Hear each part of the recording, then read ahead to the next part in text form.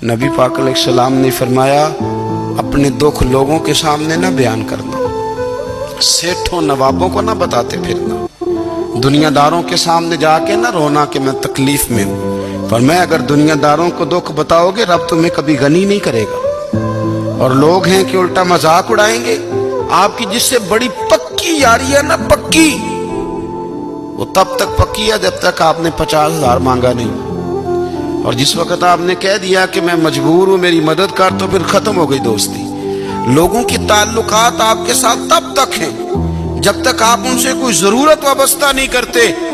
करीम आबू फरमाने लगे, बंदों के सामने दुख ना बयान करना, अल्लाह तुझे कभी गनी नहीं करेगा।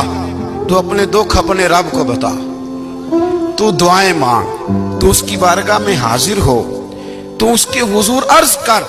फरमाया अपने दुख अपने रब को बता, वो जल्दी करे या देर से करे तुझे सारी दुनिया से बेनियाज कर देगा, तुझे किसी का मोहताज नहीं रहने देगा। रसूल कायनात ने फरमाया, रब करीम फरमाता है जब मेरा बंदा हाथ उठाता है ना तो मुझे हया आती है कि मैं खाली कैसे लौटा दूं इसके। इतने बड़े बादशाह की बारगाह में, ओ भाई, लोगों से इज्जतें तलाश करते हो तो वो क्या तुम्हें इज्जत देंगे? वो तो कल अच्छा कहते हैं परसों बुरा कहने लग जाते हैं।